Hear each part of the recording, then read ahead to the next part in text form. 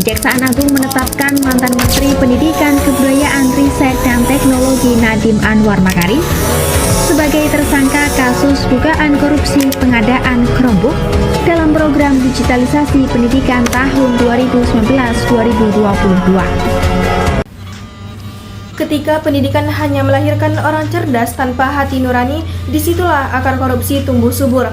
Ironisnya, di negara yang penuh dengan gelar akademik dan institusi pendidikan, kasus korupsi justru seakan tak pernah berhenti.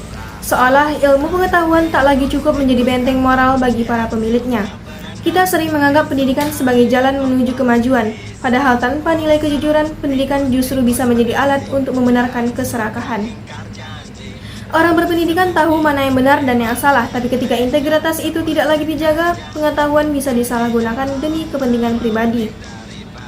Dari sinilah pertanyaan besar muncul, apakah benar pendidikan dapat menekan praktik korupsi, atau malah berpotensi melahirkannya dalam bentuk yang lebih halus?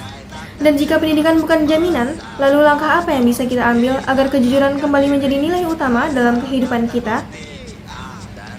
Perkenalkan, nama saya Mega Permatasari, saya dari Program Studi Administrasi Publik, Fakultas Ilmu Sosial dan Ilmu Politik, Universitas Riau Angkatan 2025. Korupsi adalah salah satu penyakit sosial yang paling berbahaya di Indonesia. Ia bukan hanya merugikan negara secara materi, tetapi juga merusak moral, kepercayaan, dan masa depan bangsa. Banyak orang mengira bahwa kasus korupsi terjadi karena kurangnya pendidikan. Namun, apakah benar semakin tinggi pendidikan seorang, semakin kecil pula kemungkinan ia berbuat korup? Jika kita melihat realitanya, hubungan antara korupsi dan pendidikan memang ada, tetapi tidak selalu searah. Pendidikan yang baik seharusnya membuat seseorang lebih paham tentang hukum, etika, dan tanggung jawab sosial. Namun faktanya, tidak sedikit pelaku korupsi justru berasal dari kalangan yang berpendidikan tinggi.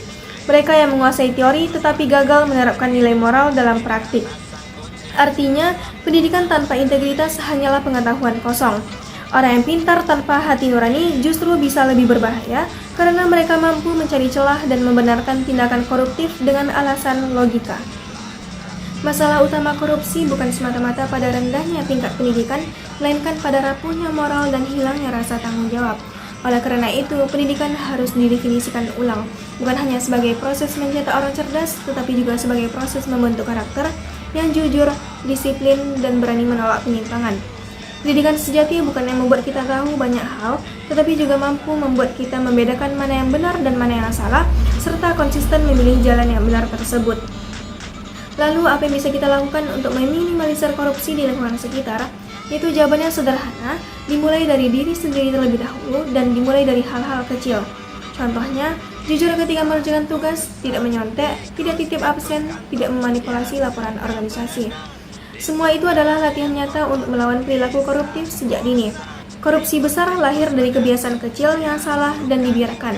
Jika di lingkungan kampus saja kita terbiasa curang, maka di dunia kerja nanti perilaku itu bisa berlanjut dalam bentuk yang lebih serius. Selain itu, kita juga perlu membangun budaya transparansi dan tanggung jawab. Dalam organisasi, dana kegiatan harus dilaporkan dengan jelas. Dalam kelompok, setiap keputusan harus disepakati bersama, bukan karena kepentingan pribadi. Dan yang paling penting, kita harus berani bersuara ketika melihat ketidakjujuran. Diam berarti setuju dan membiarkan berarti ikut terlibat. Melawan korupsi bukan hanya tugas pemerintah atau lembaga hukum, tapi tugas kita semua sebagai warga negara. Perubahan besar tidak akan datang dari orang lain, melainkan dari keberanian individu untuk tetap jujur, bahkan saat yang lain memilih jalan pintas. Jika generasi muda mau menanamkan nilai kejujuran sejak dini, maka harapan untuk Indonesia yang bersih dan berintegritas bukan hal yang mustahil.